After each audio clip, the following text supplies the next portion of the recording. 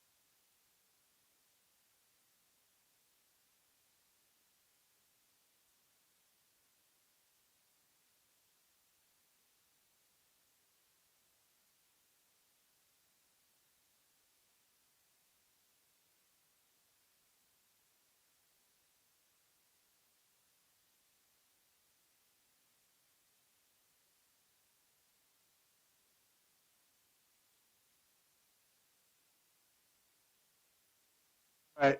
I think if we're ready, let's go ahead and call a meeting to order. Will you please rise and join me in the pledge to our flag? pledge allegiance to the flag of the United States of America and to the republic for which it stands, one nation, under God, indivisible, with liberty and justice for all. I think that was your jacket. Yeah, it was this time. Sometimes it's not me, but that was me this time. Okay, let the record show that all board members are present and accounted for. No action was taken in closed session, and I'll now entertain a motion to adopt the agenda. So moved. Second. It's been moved and seconded. All those in favor, please say aye. Aye. Opposed? Abstentions? Motion carries unanimously. Now we'll come forward to communications. We'll start with public comments. Members of the public may address the Board of Trustees regarding any special board meeting agenda item during board consideration of that item. Please note that if you wish to address the Board of Trustees on an agenda item, you should do so when that specific item is called. In order to speak, what you need to do is to comment in person, fill out a request to be heard card, and give it to the board assistant. Your name will be called during public comment of that agenda item or during a specified agenda item. Comments are limited to 2 minutes. If you'd like to submit a comment via Assembly Gamut meetings, enter your name and email address, and the board assistant will provide your comment to the board. Also, if you'd like to comment via YouTube, please just type it in the live chat, and once again, the board assistant will share your comment where appropriate.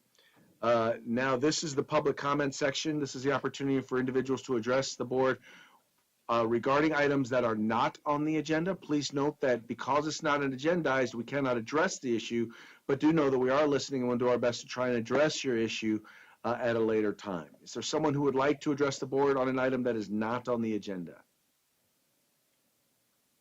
Okay, there's no one present. We'll get folks online a minute or so.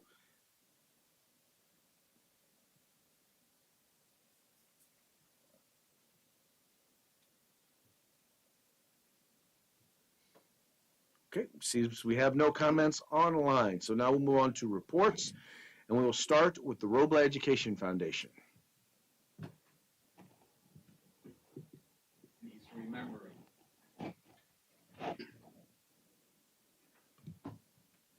You sure it's working? Okay. Good evening. Very little report. However, a couple of things taking place. As all of you know, because you're on my email listing for the foundation and the fireworks booth, we will be doing a fundraiser. As soon as I get the flyer from Alabama, we'll start in, and been talking with several people besides the people on the email people. And one of the site principals said, hey, let's do the handout flyers to the parents at the conferences instead of trying to send it home with the children. So, and I've already had one principal who said, hey, send me the flyer, the copy of it, the file of it, and we'll make sure that we get it printed off. So, and she mentioned to me that, you know, maybe it can be brought up at cabinet so that the other 4 principals will do the same thing. That'll save the foundation some funding. Mm-hmm. The other thing is we had the Food Nutrition Services Director got in touch with me this week for a donation, a matching donation, so that they'll be able to buy some turkeys to give out along with the food donations that they're receiving from the Sacramento Food Bank.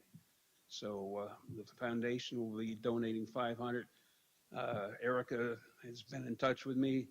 She's got money in her food services funds that she'll be using, and she's also been in contact with a couple of different agencies, and has got funds that will be coming to the foundation to go back to. So it's a matter of waiting for them funds to arrive, and then from some direction on who to make the check out to, whether it goes out to the district or to another account within the district. So that's where we're at. And so. I just wanted to add to it is some donation account to the cafeteria fund. we cannot use the state and federal funds for nutrition services for this purpose. Hmm. So clarify that. Can we, It's another donation, so we're matching both of them. Yeah, we're matching them up. So Nice. the latest thing that I heard from her is she's looking at maybe the possibility of generating enough funding that they'll be able to do 200 turkeys, Excellent. which is more than I had figured out in my calculations. So, any There you other go. questions? I was just gonna ask if we can put the flyer in Parent Square as well. Yeah, we're gonna, I'm gonna be, once I get it, I'm gonna be giving it to Josh Weeks and Donaldin Radula. They do the YouTubes for their particular sites. Also gonna ask that it puts up on the marquees at the sites where the marquees work. Sorry. And, you know, and also I'll be in touch with Miss McGowan, and she's going to be doing the social media end of it. So we're going to get it out there. And the sale ends on December 6th. I'll be picking this product up on the 10th to get it distributed to the school sites so that the students can take it home. So we went low, estimated maybe 500 in sales.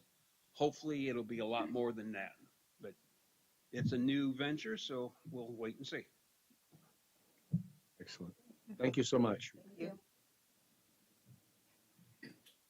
Okay, now we're going to move on to Robla Teachers Association,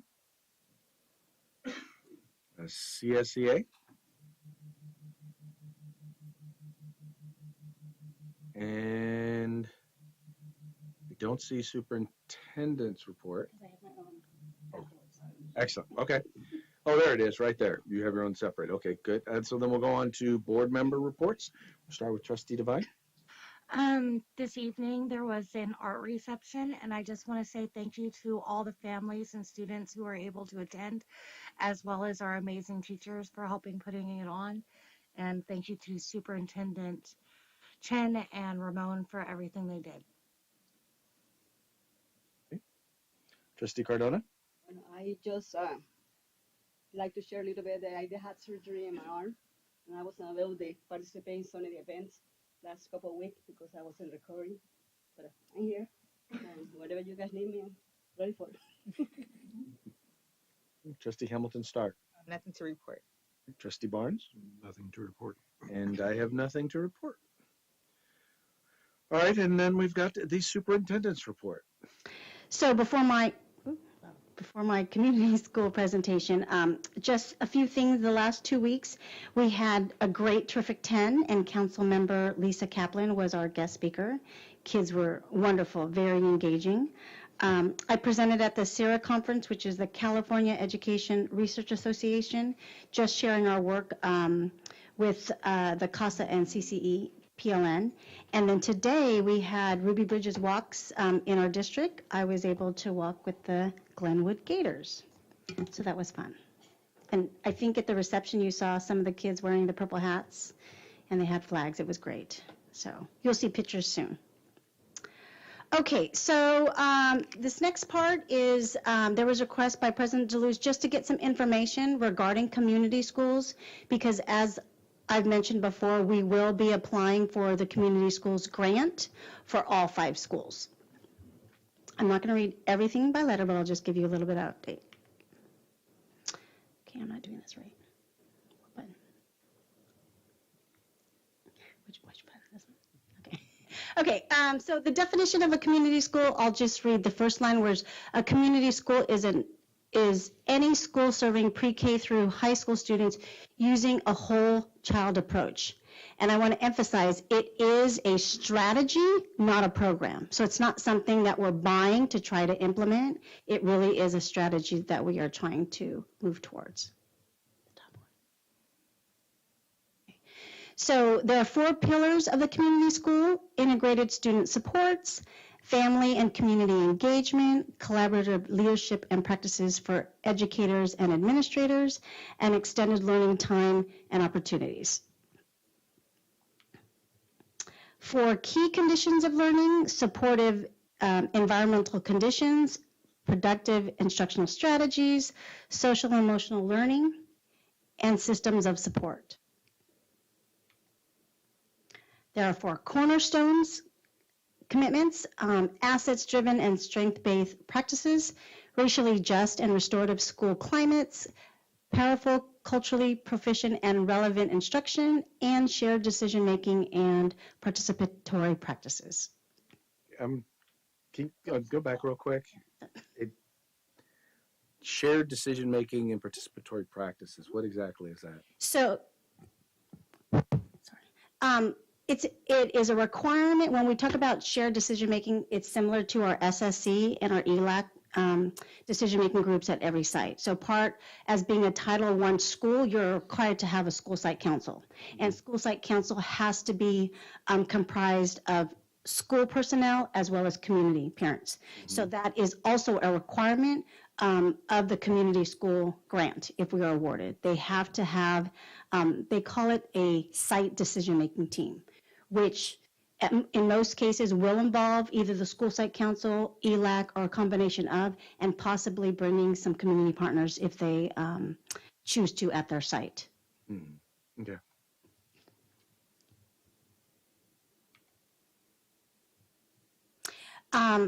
For proven practices, community asset mapping and gap analysis, and I'll talk a little bit more when we go through the application process.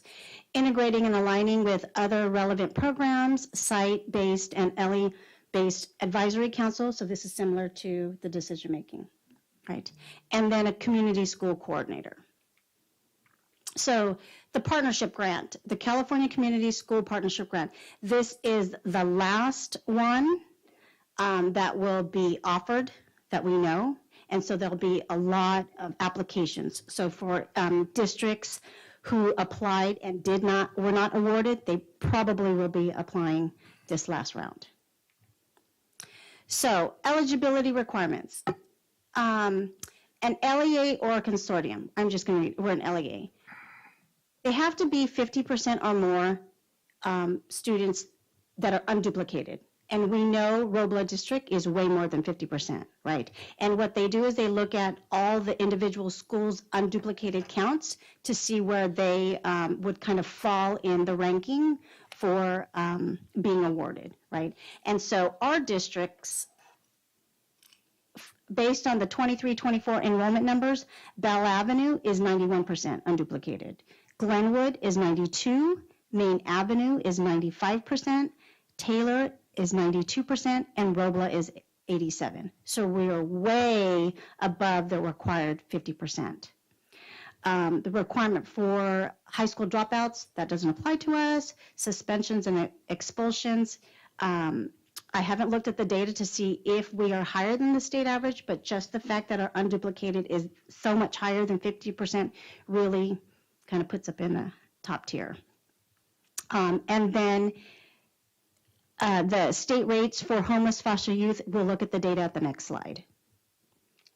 So here's our data in terms of comparison from California and the individual school sites. And I put the data for English learner, foster youth, homeless and socioeconomically disadvantaged because English learner, foster youth, and socioeconomically disadvantaged make up our percentage for unduplicated per pupil. Okay, so you can see that we are in a good shape to be considered, right? And again, it's 5 individual, even though it's one big application, it's for 5 individual grants.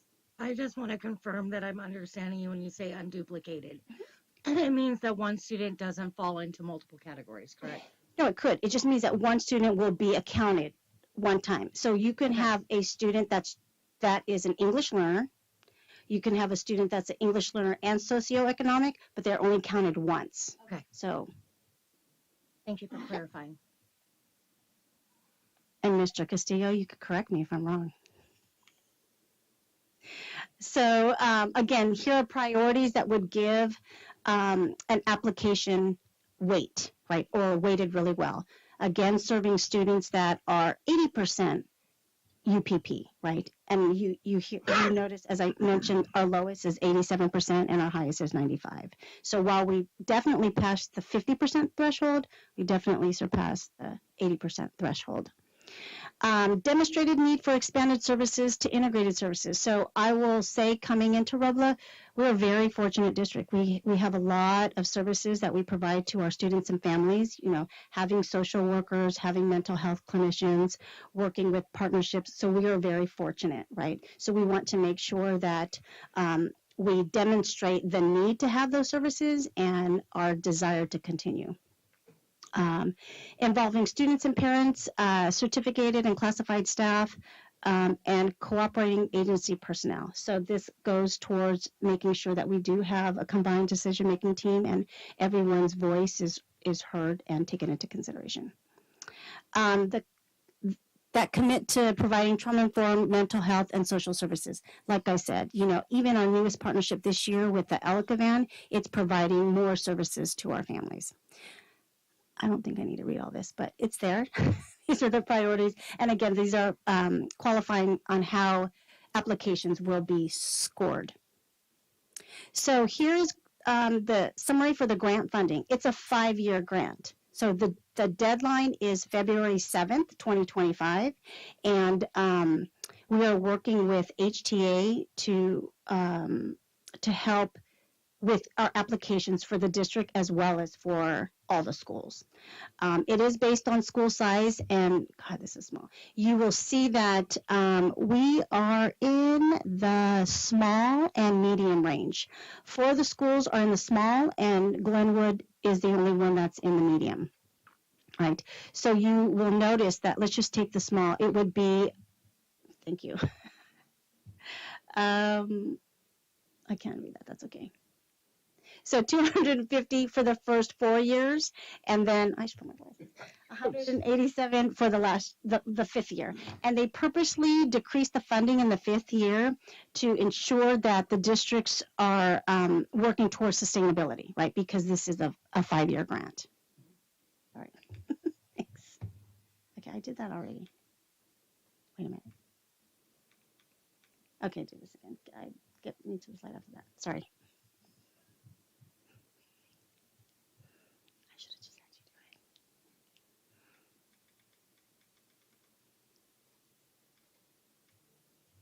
Okay, so when it says grant purposes, here are some of the things that the grant allows you to use the funds for, right?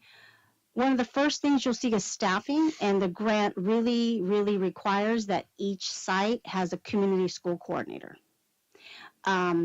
They also recommend, or one of the allowable, is to have a district community school coordinator to help coordinate all the schools as well as the district services. We can use the grant fund for training and support if we needed to provide training to all our staff and our parents too. The grant allows you to do that. Designing and executing educator, family, people, and community engagement strategies. So if there was a strategy that we wanted to implement, like we are working with our teachers or staff with inclusive practices. If we need to have more professional development or education for our families, the grant allows you to use funds for that. Ongoing data collection and program evaluation, we definitely will allocate some funds from the grant for the program evaluations for our company HTA to continue. It's always better to have an outside evaluator looking at our programs and doing all the work. And then we, again, building capacity and sustainability. The grant is intended to only be 5 years, right? Trying to implement what we want to implement within the 4 years, and it tapers off in the 5th year. And then after the 5th year, again, if we are awarded, we will talk about what we want to do, whether it's looking at the LCAP, just to make sure that we can continue any services or programs that we have implemented within the grant years, the first 5 years. And then conducting a comprehensive school and community needs and needs assessment. So I think it's on the next one, but I'll say it. We sent out a community school flyer. There was one for staff and there was one for families.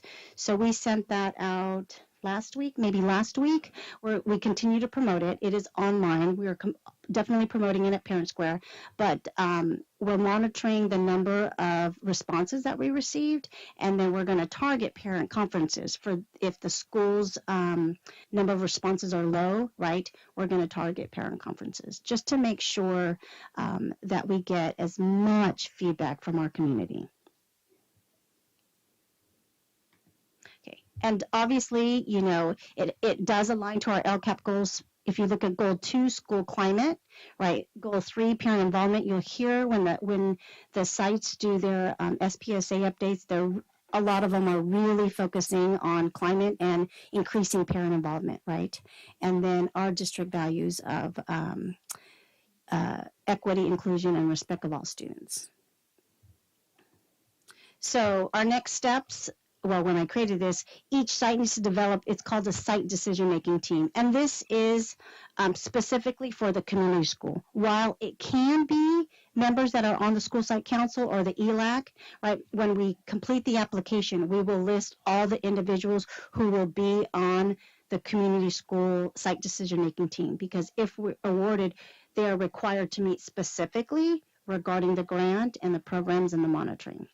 The needs assessment, all the sites they've gone through their data, they've gone through CAS data, right, as well as panorama survey, right, looking at, is this something that we want to apply for, right, and they did. So, and they'll continue to have the discussion once the results of the survey come out, and they'll go back to their sites and share that information, or sites in their community share that information. Can you go over the site decision-making development again? Sure.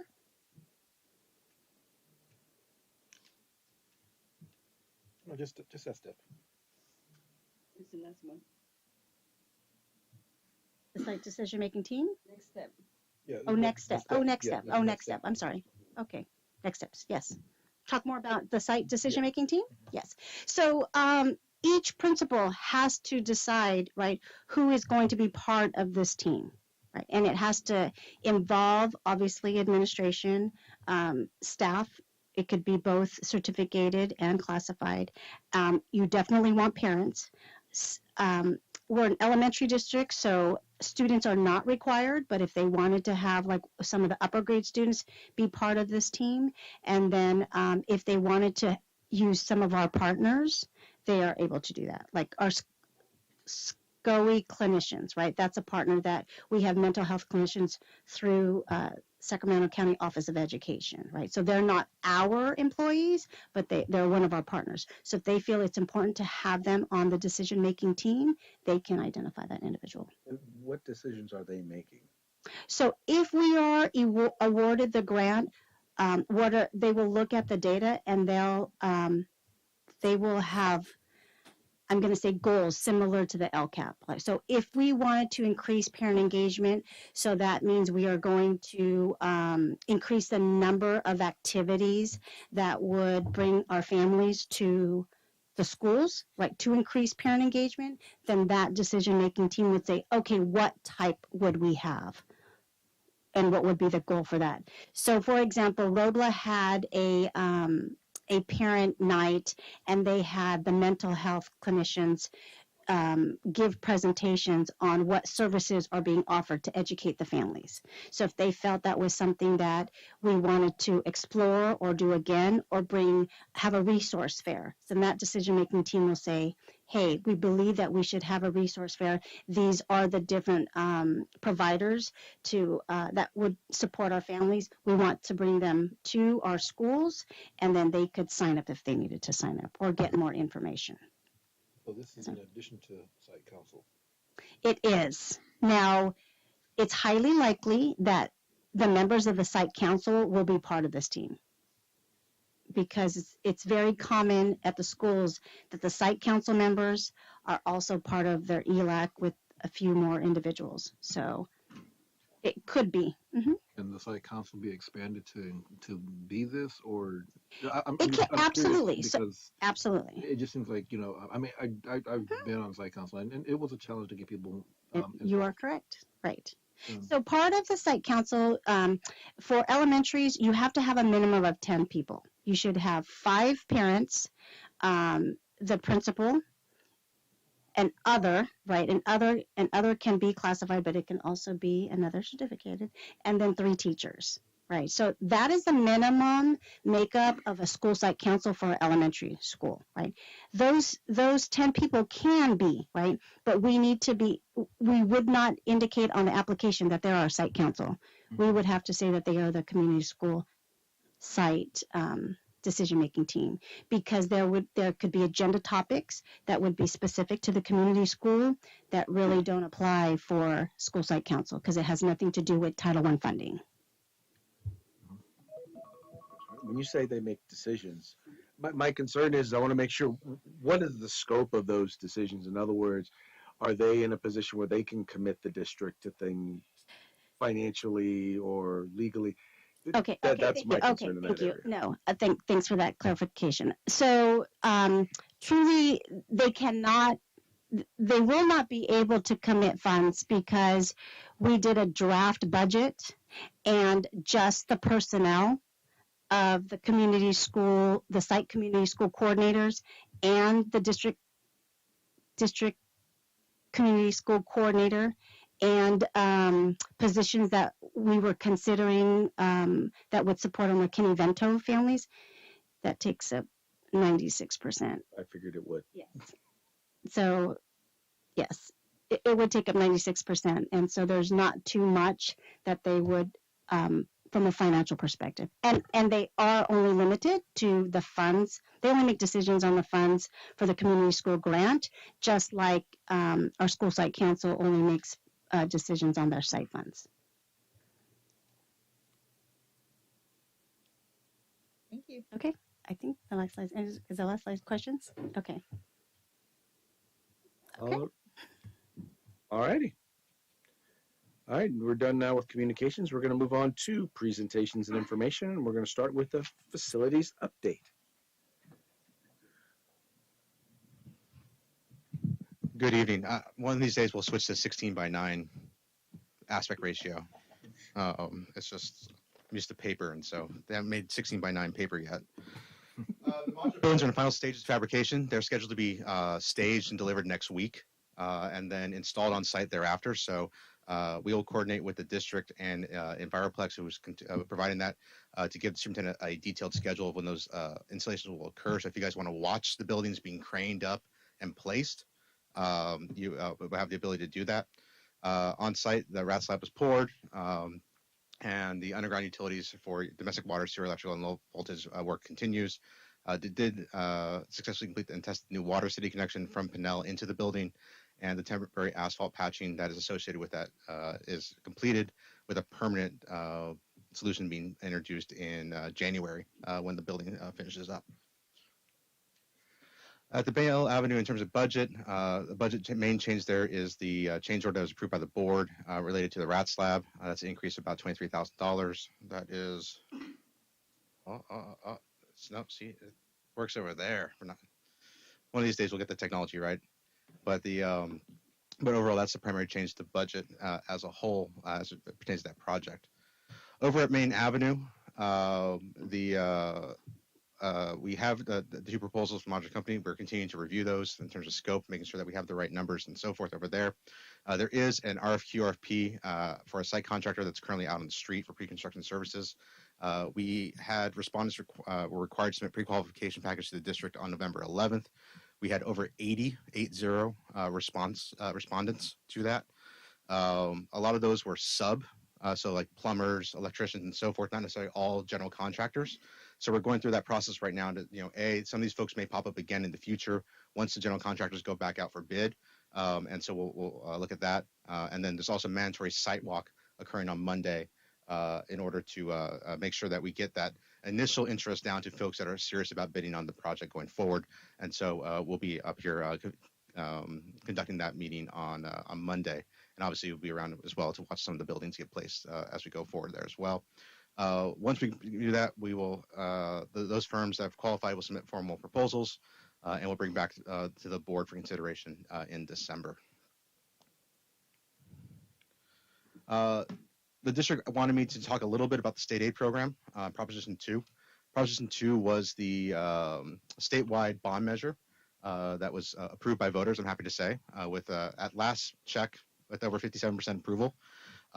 If any of you watched the election closely, especially the bond ballot measures within Sacramento County, the night of the election, every single measure in Sacramento was losing. If you check the results today, it's everybody but two are winning. One, unfortunately, is your neighbor, Alberta. The other one's Arcoe, which is a little further south of Elk Hills. But overall, bonds did very well. We're still waiting for results across the state. Typically, 67 to 72% of school bond measures statewide pass. That's generally how it goes. We're still waiting for some results. I have one election in Contra Costa County that's currently winning by 8 votes. And so we're hoping they finish counting the last 15,000 ballots out there, and hopefully we get a win out there as well. But the big news for school facilities is Proposition 2. Proposition 2 is a $10 billion bond program that benefits both community college districts and K-12 public school districts in the state. What it's meant to do is replenish the state aid program. That is when we talk about new construction grants, when we talk about modernization grants, when we talk about CTE grants, charter school grants, things of that nature. Those programs are all funded by statewide bond measures. The last one to pass was in 2016. That was Proposition 51. Prior to that, it was an 8-year gap. It was 2008 was the previous bond prior to that. So we seem to be on this 8-year cycle. The state, and I think a lot of school districts would prefer to see a 4-year cycle, but for one reason or another, we're on this 8-year cycle currently. And this particular proposition has some significant changes to the way in which the Office of Public School Construction actually goes through and looks at the applications. The first one is that you're always required by the state to have a facilities master plan. And all a district had to do was check a box certifying that you had a facilities master plan. The state is saying, hey guys, we're catching on. We're going to require you to submit your facilities master plan with the applications into the future. So when you submit the application, not only check the box, but you got to send them a copy of your facilities master plan, and there'll be requirements to what has to be within that document as well. The other thing that's interesting is that the state will start evaluating the OPSC applications based on specific economic and demographic factors of districts. So as the superintendent pointed out in her previous report, your district has a lot of the demographic characteristics that are that put you in an advantageous position to receive additional state funding or priority from the state as a whole. So as part of the evaluation process for Prop 2, applications moving forward, there'll be some sort of point system that's associated with your unduplicated account, with some of the other factors that define a district, and you'll be able to utilize those points to apply for priority funding, meaning you can skip a little bit in front of the line, if you will, okay? We don't know exactly how that's going to pan out, just in terms of, look, there's a lot of people, districts in need. A lot of districts that are in need have similar characteristics to yourselves. So whether or not that actually catapults you to the front or gets you slightly further ahead in the line than you would have been otherwise, we will not see other. You have a question? But they're going to have, those districts would also have to have the matching funds, correct? So we'll talk about that as well. So there's another interesting part of that. So you're absolutely correct that in the new construction program, it is a 50-50 joint program, meaning that in new construction, you put up 50% of the dollars and the state puts up the other 50 based on your pupil eligibility. It's all based on your enrollment and then your need for additional school facilities in new construction. Modernization is a 60-40. And you can go a little ahead of me, but we get down to the bottom bullet down there, they're establishing a sliding scale for the required match based on those economic factors as well. So right now in the 60-40 situation, everybody, okay, if you're applying for modernization, the state picks up 60% of the bill, you pick up 40%. Okay, if you meet certain demographic characteristics within your school population, your contribution is actually going to be decreasing. So there'll be a sliding scale. So the more unduplicated populations you serve, it may not be 40%, it may be 35%. So instead of 60% match from the state, it'll be 65% from the state. And the idea here is to drive more dollars to those types of school districts from the program. So what they're trying to do is make it so that school districts like Robla are able to access these dollars easier and faster. That is the aim of these particular initiatives. Interestingly enough, in parallel to this, and something that's a very little known program because they haven't flushed it out yet, but the California Department of Education is establishing a program for small school districts in which they will actually have a list of pre-qualified consultants that will contract through the state for facilities master plans and for other types of services related to the OPSC program. It's still in the biolabs. It's actually headed up by one of our former staff members, Abel Guillen. But they're still trying to figure out exactly how they're going to administer that particular program, and hopefully it comes to fruition in the coming year. Obviously, one of the considerations there was funding the program, and hopefully some of this money will do that as well as we go forward. The other thing that's very interesting about this program is that we have not availed ourselves of this particular provision directly, but there is a program called financial hardship. And what financial hardship says is that if you meet certain economic criteria regarding your bonding capacity, regarding your ability to collect developer fees, things of that nature, if you meet certain criteria, not only will the state provide its match, but it will cover 100% of the grant amount for certain programs. It's called financial hardship. One of the criteria that automatically qualified you as a school district previously would have been if your overall bonding capacity. So that is for a non-unified school district, it's the calculation of 1.25% against your total tax base. For a unified school district, it's 2.5% against your total tax base. If that calculation yielded a bonding capacity of $5 million or less. So for a non-unified school district, if you had an assessed valuation of less than $400 million, that's the math, okay? If you had an assessed valuation of less than $400 million, we had eligible projects, the state would just fund you at 100%. You had no local contribution. $5 million bonding capacity back in the day when this was conceived was a very large number. As we all know, home values have gone up, assessed valuations have gone up. We've had a lot of turnover in housing. The assessed valuations for school districts has exploded throughout the state. And there are fewer and fewer school districts, and while they lack the resources to build their own facilities or the tax base to fund them through bonds and so forth, who have been left out and unable to access this program. So part of this legislation is that it will increase that bond debt limit from $5 million to $15 million, so tripling that particular threshold. Now, Robla will not qualify for that particular program, but it's worth to understand that like that program is out there and that the state is open to change that and expanding that program going forward. And so that's the other thing. The very interesting thing about that is not going to implement that particular rule till fiscal year 26-27. So whether or not there's still money in the program in 26-27 will be interesting to see what we have over there as well. Now, all applications submitted to prior to October 31st, all of the applications that the district has previously submitted, and any application that was submitted on October 31st or previous is subject to the rules of the prior bond program, Prop 51, which was passed in 2016. So of the current applications the district have, they're operating under the old rules, and theoretically they're using the balances of the programs to fund those applications. What's not on here, and which is more of a, I would say, breaking news than anything else, is that the OPSC has finally started to look at those applications. So the district received notification probably in the last week or so that our 4 remaining applications, the new construction application for Bell Avenue, the modernization application for Bell Avenue, the modernization application for Glenwood, and the modernization application for Robla.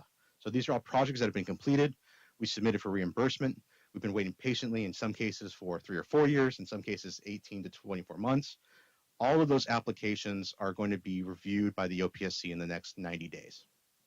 And what the OPSC has started to do is request the necessary documents to demonstrate our eligibility still remains. So we're looking at enrollment numbers. So modernization is based on school site enrollment. So, first off, we need to demonstrate that we still have the enrollment at each of those sites.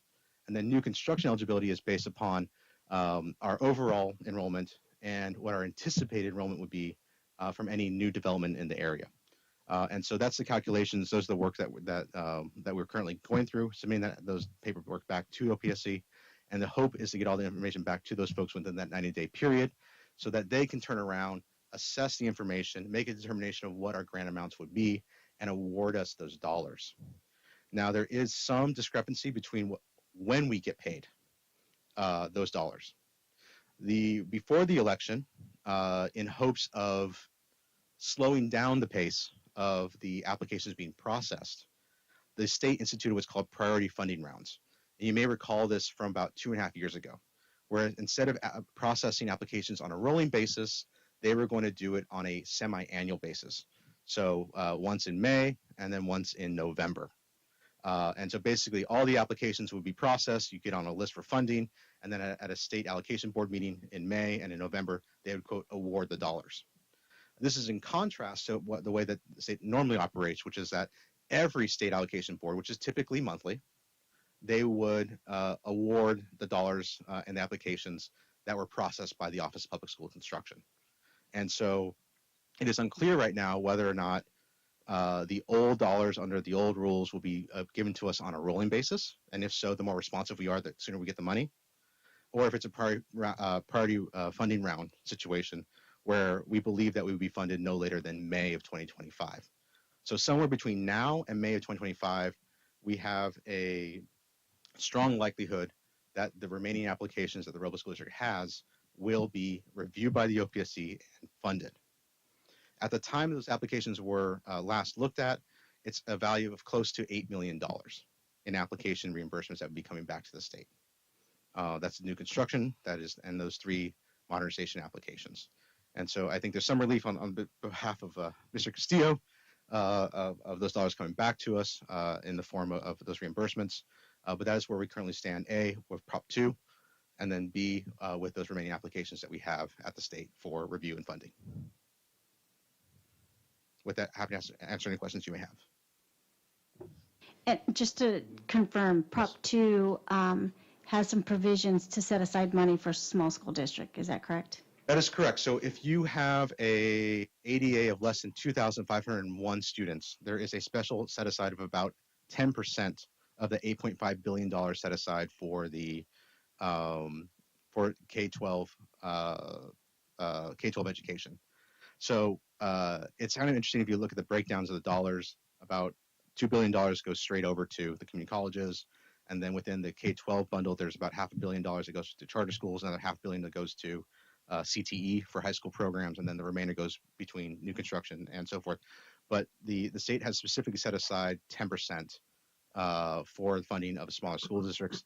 I will tell you, because that's a lot of the school districts that we work with, that I would tell you that a lot of that, probably about half that money, people are looking to submit applications in probably the next 6 months. The other thing that I think is relevant to the construction program as a whole is there were 220 bond measures on the ballot this past November across the state. So that means that there are going to be 200 or so, there are some duplicates, but about 200 school districts that will be engaging in design activities, construction activities, modular construction activities, surveys, DTSC, CEQA, all of the alphabet soup that we've been dealing with over the last couple of years. We've been operating in an environment that the construction industry has been slowing down. It's going to ramp up rapidly in the next 6 months. And so that's the other thing that I think is important to understand. I think that the district has done a good job of looking at how to procure the professionals in a timely manner so that we are in front of this particular wave.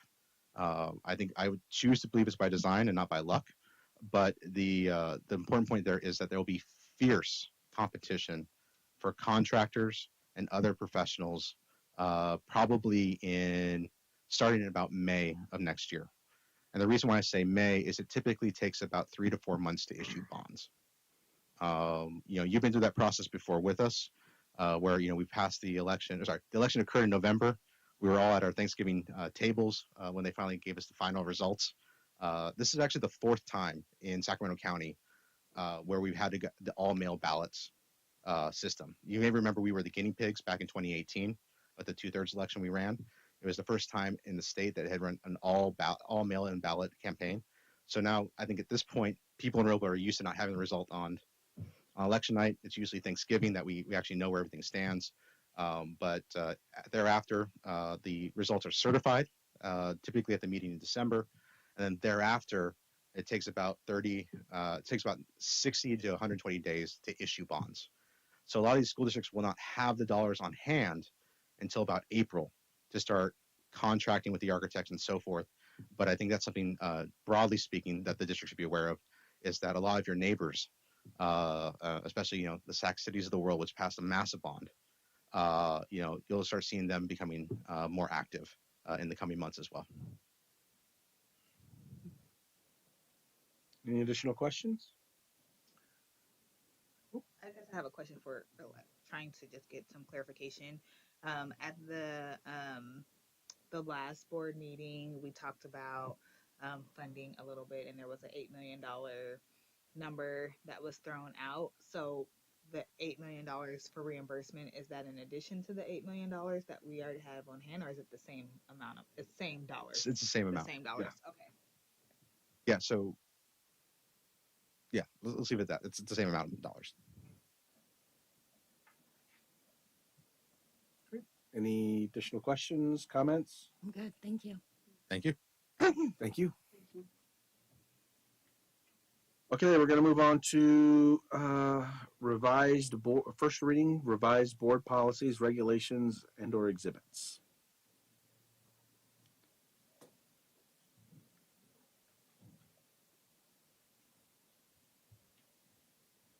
So you may or may not know, but I live and breathe employment law world, and there has been many revisions at both the federal and state level. And so this is the first grouping of board policies that will need to be revised because CSBA is caught up with those changes. And so don't worry, I'll parse them out to you. But I'm going to parse them out to you in order of importance for compliance and also for considering, mitigation of any liability. So this first group is actually revising non-discrimination policies and also identifying how to, file a complaint in the event an employee felt they were discriminated against.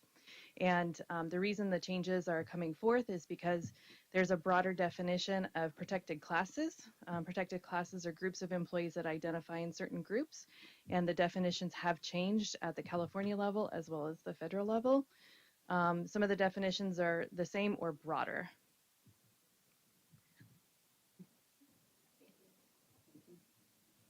All right, now we'll move on to consent agenda. I will entertain a motion to approve. So moved. Second. Been moved in second. All those in favor, please say aye. Aye. Opposed? Abstentions? Motion carries unanimously. Now we'll move on to action items. We'll start with item A, approve the 2024-25 service agreement with Lunch Assist, Inc. So moved. Second. Been moved in second. Discussion?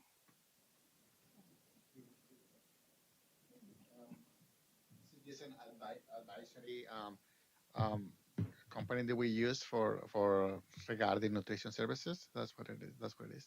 We have used that for the last several years. So it's just ongoing, continue. Any additional discussion or debate? Hearing none, we'll move forward to a vote. All those in favor, please say aye. Aye. Opposed? Abstentions? Motion carries unanimously. Item B, approve 2024-25 food literacy programs, MOU, expanded learning sessions. So moved. Second. Been moved and seconded. Discussion? This is again a continuation of program to teaching cooking and hands-on for the students and families. So that's a program that we work with food literacy and the United Way continuation. Any additional discussion or debate? Hearing none, we'll move forward to a vote. All those in favor, please say aye. Aye. Aye. Opposed? Abstentions? Motion carries unanimously. Item C, approve 2024-25 service agreement with Brigade LLC. So moved. Second. Been moved and seconded. Discussion? This is 2 years ago we started with this company. These are our chef that helps training. So again, this year we will pay with a grant. Staff development is a one-time funding, so we still able to fund it for 24-25 with this. So this last time we did it remember we did 1 in 3 years. We say we will do it for 2 years, and we will have an opportunity to review for 1 more year. And so this is what it is. Okay. This is who works with our lunch staff. Yes.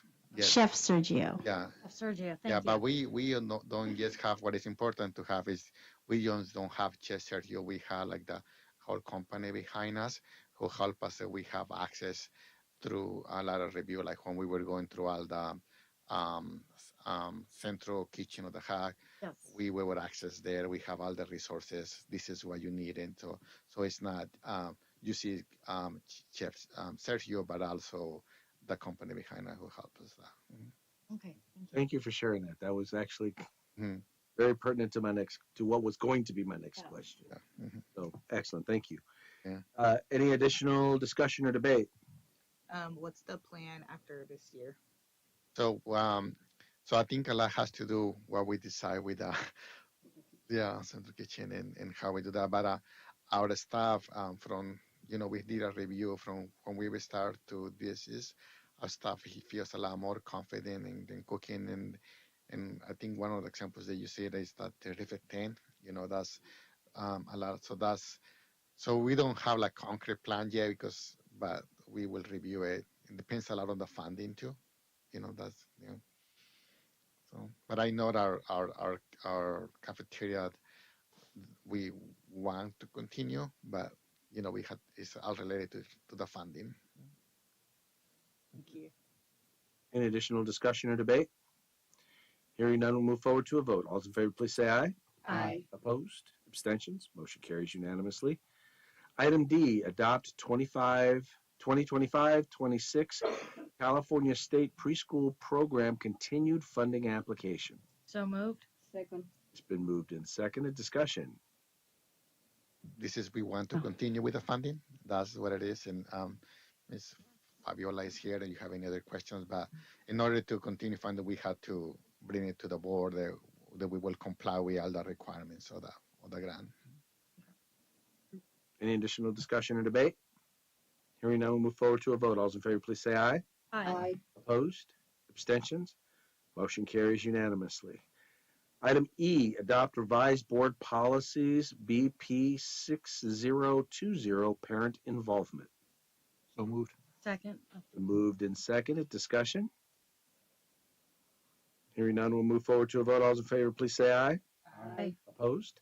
Abstentions? Motion carries unanimously. Item F, approve 2024-25 service agreement with Fagan, Friedman, and Frost, F3 Law, for Title VII training. So moved. Second. Been moved and seconded. Is there any discussion? I just would like to share this is actually related a little bit to the board policies that we're changing. We're working to engage in all staff training in regards to workplace discrimination and how to identify it, how to help curb it, even if you're a bystander, to help it stop, if you will. So these are the policies based on the policies that that are in first reading. The training will be based on those policies. Okay. Yes, and what's required by law to train on. Okay. Mhm. So my only question then is this the appropriate time to have this, or would it be when we approve the board policies? Because what if we don't approve the board policies? Well, the board policies Mhm. are all basic law. Mhm. There's nothing in addition to what's required by the law. Okay. So, All right. is that helpful? That is helpful. Thank you.